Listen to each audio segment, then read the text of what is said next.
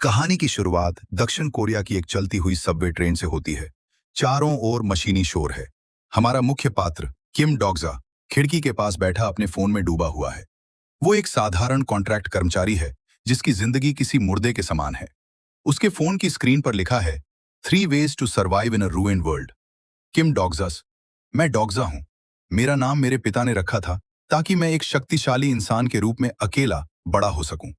लेकिन इस नाम का एक और अर्थ भी है, पाठक। और पिछले 10 सालों से इस उपन्यास के एकमात्र पाठक के रूप में मैंने अपनी अकेली जिंदगी बिताई है। वो सोच रहा है कि आज वो इस विशाल उपन्यास का आखिरी अध्याय पढ़ रहा है।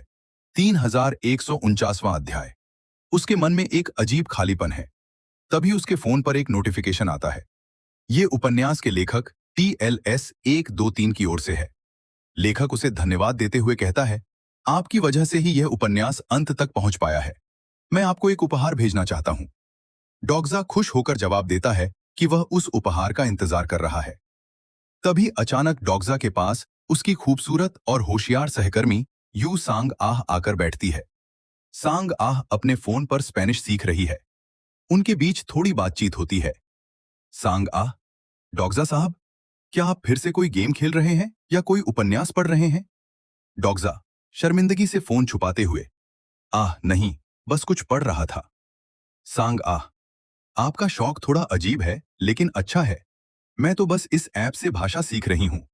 जानते हैं, आज मैंने सपना देखा कि हमारी यह ट्रेन तबाह हो रही है। डॉगजा हल्के से मुस्कुराता है। वह सोच रहा था कि सांग आह इस वास्तविक दुनिया की नायिका है जिसका भविष्य उज्जवल है, और वह खुद केवल एक दर्शक या पाठक। बातचीत के दौरान ही डॉगजा को लेखक की ओर से एक और ईमेल मिलता है। उसमें एक फाइल जुड़ी हुई है जिसका नाम है 3 ways to survive revised copy. साथ ही एक संदेश है, आज शाम 7 बजे से इस कहानी का मुद्रीकरण शुरू होगा। शुभकामनाएं। डॉगजा घड़ी की ओर देखता है।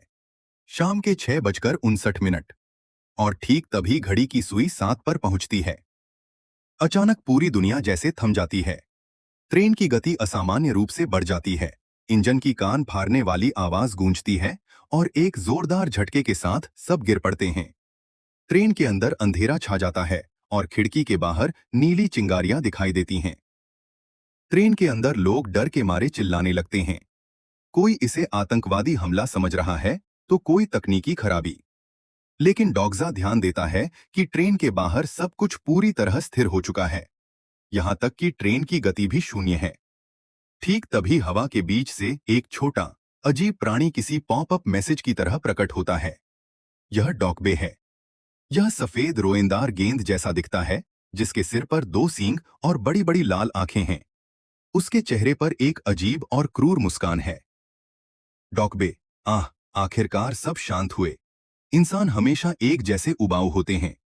अब तक तुमने मुफ्त में जिंदगी का आनंद लिया, लेकिन अब ऐसा नहीं होगा। अब से तुम्हारी जिंदगी एक लाइव चैनल का हिस्सा होगी। तुम्हें अपने दर्शकों का मनोरंजन करना होगा। ट्रेन के अंदर मौजूद एक व्यक्ति चिढ़कर डॉकबे को डांटता है। उसे लगा कि यह किसी फिल्म की शूटिंग है। वह डॉकबे की ओर झपटता है। डॉकबे बस एक चुटकी बजाता है। पलक झपकते ही उस आदमी का सिर तरबूज की तरह फट जाता है और चारों ओर खून बिखर जाता है। ट्रेन के अंदर चीख पुकार मच जाती है। सांग आह डर के मारे डॉगजा का हाथ कसकर पकड़ लेती है। पहली मौत के बाद ट्रेन में मौत जैसा सन्नाटा छा जाता है। डॉकबे अपने खून से सने हाथ लेकर हवा में तैरते हुए हंस रहा है। वह सबके सामने एक नीली डिजिटल स्क्रीन चालू करता है। डॉकबे, ज्यादा मत डरो, ये तो बस शुरुआत है। तुम्हारी असली परीक्षा यानी सिनारियो अब शुरू होगा। जो इस परीक्षा को पास कर पाएगा वही जिंदा बचेगा। सब स्क्रीन की ओर देखते हैं। किम डॉगजा अपनी सीट पर बैठा कांप रहा था, लेकिन उसका दिमाग तेजी से चलने लगा। वह सोचता है, यह तो बिल्कुल उसी उपन्यास जैसा है। पहला अध्याय ठीक ऐसे ही शुरू हुआ था। वह देखता है कि ट्रेन में लोग एक दूसरे को शक की नजर से देख रहे हैं। डॉगजा खिड़की के बाहर देखता है। सियोल शहर जैसे नर्क बन, आसमान लाल हो गया है और अजीब राक्षस आसमान में उड़ रहे हैं। डॉगजा को एहसास होता है कि उसकी पुरानी दुनिया हमेशा के लिए खत्म हो चुकी है। तभी 3000 नंबर वाली बोगी के सामने की ओर से भगदड़ शुरू होती है। डॉग्जा देखता है कि किम नामवून नाम का एक क्रूर हाई स्कूल छात्र एक बूढ़ी औरत को जोर से लात मारता है। नामवून हंसते हुए कह रहा है, सबको मरना ही है तो तुम्हें मारकर मैं क्यों ना बच जाऊं। वो उस औरत पर बेरहमी से हमला करने लगता है। ट्रेन के अंदर मौजूद एक हट्टा कट्टा आदमी चिल्लाकर कहता है, सब मिलकर कमजोरों को पकड़ो, तभी हम बच पाएंगे। सांग आह डॉग्जा का हाथ पकड़कर कहती है, डॉग्जा साहब, क्या हमें कुछ करना नहीं चाहिए। डॉग्जा ध्यान देता है कि लोग जानवरों की तरह व्यवहार करने लगे हैं। डॉग्जा सोच रहा था, क्या वह नामवून को रोके या वह खुद किसी को मारकर जिंदा बचे। ठीक उसी पल उसकी आंखों के सामने उपन्यास के शब्द तैरने लगते हैं। वह जानता है कि इस स्थिति में सबसे ज्यादा कॉइन्स कैसे पाए जाते हैं और खुद को नक्षत्रों की नजर में कैसे लाना है। डॉग्जा को लेखक की भेजी फाइल याद आती है और वह देखता है कि उसकी आंखों के सामने एक इंटरफेस विंडो खुल गई है। वहां उसके अपने स्टेटस और स्किल्स दिखाई दे रहे हैं। समय तेजी से खत्म हो रहा है। ट्रेन का फर्श खून से भीग रहा है। डॉग्जा देखता है कि एक छोटा लड़का कीड़े पकड़ने वाला एक डिब्बा लेकर रो रहा है। तब डॉग्जा को उपन्यास की एक विशेष जानकारी याद आती है, जीवित प्राणी की हत्या करो। यहां इंसान की हत्या की बात कहीं नहीं लिखी गई। डॉग्जा के होठों पर एक रहस्यमयी मुस्कान आती है। वह अपनी सीट से खड़ा होता है और उस बच्चे की ओर बढ़ता है। डॉग्जा उस बच्चे के हाथ से डिब्बा छीन लेता है। बच्चा डरकर चिल्लाता है, लेकिन डॉग्जा के पास समय नहीं है। वह एक झटके में डिब्बा खोलता है। अंदर से कुछ टिड्डियां निकलती हैं। डॉग्जा एक टिड्डे को अपनी मुट्ठी में लेकर कुचल देता है। तुरंत उसकी आंखों के सामने एक नीला संदेश चमकता है, आपने एक जीवित प्राणी की हत्या की है। मुख्य सिनारियो एक पूरा हुआ। इनाम के रूप में आपने 300 कॉइन्स अर्जित किए हैं। डॉग्जा शांति से बाकी टिड्डियां सांगा और ली ह्यूनसुंग की ओर फेंकते हुए कहता है, जल्दी इन्हें मारो, समय नहीं है। लेकिन किम नामवून यह देखकर भड़क जाता है। वह डॉग्जा की ओर झपटता है और चिल्लाता है, तू अकेला सारा मजा लेगा, मेरा किड्डा कहाँ है। नामवून अपनी जेब से एक धारदार चाकू निकालता है और डॉग्जा पर हमला करता है। किम नामवून, तेरी हिम्मत तो देख, क्या तू मरना चाहता है। वह डॉग्जा के सीने को निशाना बनाकर चाकू चलाता है। डॉग्जा अपनी रीडिंग स्किल के अनुभव से नामवून की चाल समझ जाता है। वह एक तरफ हटकर हमले से बच जाता है। नामवून फिर से हमला करता है और डॉग्जा को खिड़की की ओर धकेलता है। डॉग्जा अपनी पूरी ताकत से नामवून के हाथ को रोकता है। डॉग्जा सोच, नामवून एक कुशल हत्यारा हो सकता है, लेकिन वह अभी इस दुनिया के नियमों को नहीं जानता। काउंटडाउन 0 पर पहुंचता है। पल भर में ट्रेन के अंदर एक खौफनाक सन्नाटा छा जाता है। जो लोग किसी प्राणी को नहीं मार पाए, वे रोने लगते हैं। डॉकबे हवा में तैरते हुए तालियां बजाता है।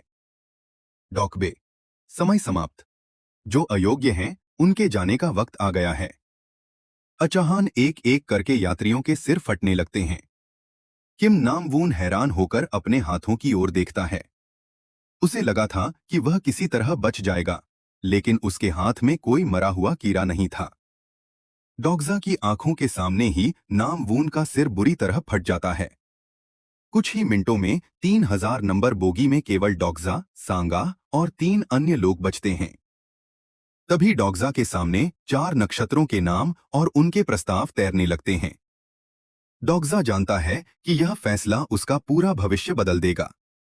वह एक एक करके उनका विश्लेषण करता है। अबीसल ब्लैक फ्लेम ड्रैगन, यह बेहद शक्तिशाली और विनाशकारी है। लेकिन डॉग्जा जानता है कि यह नक्षत्र बहुत अहंकारी और अस्थिर है। इसे चुनने का मतलब है अपना नियंत्रण खो देना। इसलिए डॉग्जा इसे शुरुआत में ही खारिज कर देता है। डेमन लाइक जज ऑफ फायर, यह वास्तव में आर्केंजल उरिएल है। वह न्याय की प्रतीक और शक्तिशाली है। लेकिन डॉग्जा सोचता है कि उरिएल के आदर्श और नैतिकता कभी-कभी इस क्रूर दुनिया में टिके रहने के रास्ते में बाधा बन सकते हैं। सीक्रेट प्लॉटर, ये नक्षत्र सबसे रहस्यमयी है। डॉग्जा इसका असली चेहरा नहीं जानता, लेकिन इसकी ठंडे दिमाग वाली योजनाएं उसे प्रभावित करती हैं। फिर भी पूरी जानकारी न होने के कारण डॉग्जा इसके साथ जोखिम नहीं लेना चाहता। Prisoner of the golden headband, यानी महान ऋषि सन वुकोंग। डॉग्जा जानता है कि वह अविश्वसनीय रूप से शक्तिशाली है, लेकिन वुकोंग बहुत चंचल है और वह जल्दी ऊब जाता है। उसका मिजाज समझना मुश्किल है। डॉग्जा गहराई से सोचता है, ये नक्षत्र असल में दर्शकों की तरह हैं। अगर वह अभी किसी एक के साथ समझौता कर लेता है, तो वह उनके हाथ की कठपुतली बन जाएगा। और इस उपन्यास के अगले सिनारियो में टिके रहने के लिए उसे अपनी आजादी बनाए रखनी होगी। इसीलिए वह फिलहाल किसी को भी स्पॉन्सर के रूप में न चुनने का फैसला करता है।